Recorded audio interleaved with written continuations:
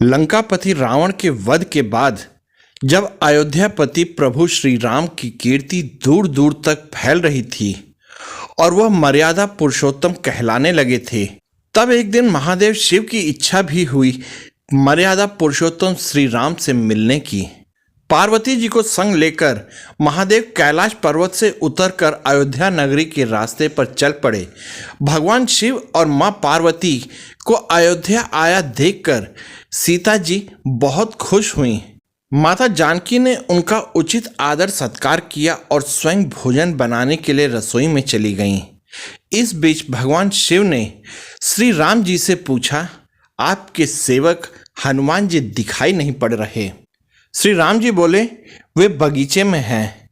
शिव जी ने श्री राम जी से बगीचे में जाने की अनुमति मांगी और पार्वती जी का हाथ थामकर बगीचे में आ गए। बगीचे की खूबसूरती देखकर उनका मन मोहित हो गया। आम के एक घने वृक्ष के नीचे हनुमान जी दीन दुनिया से बेखबर गहरी नींद में सोए हुए थे और एक लय में खर्राटों से राम नाम की ध्वनि उठ रही थी। चकित होकर शिव जी और माता पार्वती जी एक दूसरे की ओर देखने लगे। माता पार्वती मुस्कुरा उठी और वृक्ष की डालियों की ओर इशारा किया। राम नाम सुनकर पेड़ की डालियां भी झूमने लगी थीं और इनके बीच में से राम नाम उच्चारित हो रहा था। शिव जी इस राम नाम की धुन में मस्त मगन होकर खुद भी राम राम कहकर नाचने लगे। माता पार्वती जी ने भी अपने पति का अनुसरण किया और अपने कोमल पांव थिरकाने लगीं। शिव जी और पार्वती जी के नृत्य से ऐसी झनकार उठी कि स्वर्ग लोक के देवतागण भी आकर्षित होकर बगीचे में आ गए और राम नाम की धुन में सभी मस्त हो गए। माता जानकी भोजन तैयार करके प्रतीक्षारत थीं, परंतु संध्या घिरने तक भी अतिथि नहीं पधारे। तब अपने देवर लक्ष्मण जी को बगीचे में भेजा। लक्ष्मण जी तो स्वयं को श्री राम का सेवक ही मानते थे, अतः बगीचे में आकर जब उन्होंने धरती पर स्वर्ग का नज़ारा देखा तो खुद भी राम नाम की धुन में झूम उठे। महल में माता जानकी परेशान हो रही थीं कि अभी तक भोजन ग्रहण करने कोई आया क्यों नहीं। उन्होंने श्री राम जी से कहा, भोजन ठंडा हो रहा है, चलिए हम ही जाकर बगीचे में से सभी को बुला लाएं। जब सीता राम जी बगीचे में आए तो वहां राम नाम की धुन मची हुई थी।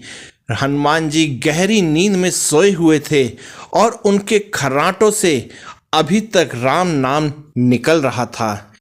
श्री राम भाव विवल हो उठे।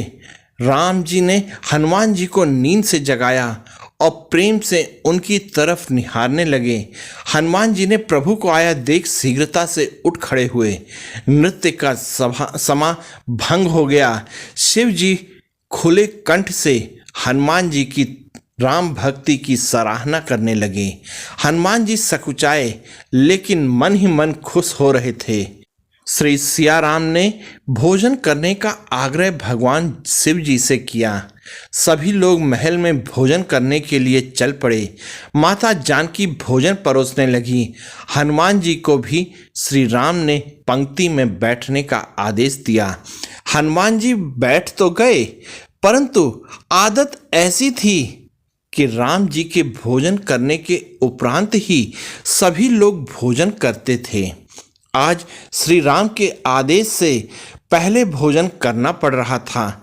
माता जानकी हनुमान जी को भोजन परोसती जा रही थीं, पर हनुमान जी का पेट ही नहीं भर रहा था। सीता जी कुछ समय तक तो उन्हें भोजन परोसती रहीं, फिर समझ गईं इस तरह तो हनुमान जी का पेट नहीं भरेगा। उन्होंने तुलसी के एक पत्ते पर राम नाम लिखा और भोजन के साथ हनुमान जी को परोस दिया। तुलसी पत्र खाते ही हनुमान जी को संतुष्टि मिली और वह भोजन खाकर उठ खड़े हुए।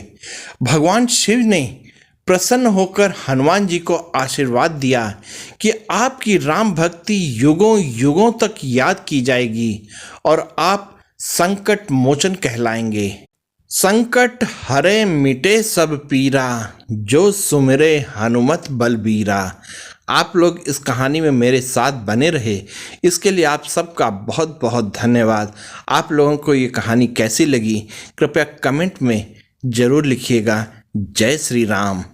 और आप सब लोग इस कहानी में मेरे साथ बने रहे, इसके लिए आप सबका बहुत बहुत धन्यवाद और जय हिंद दोस्तों।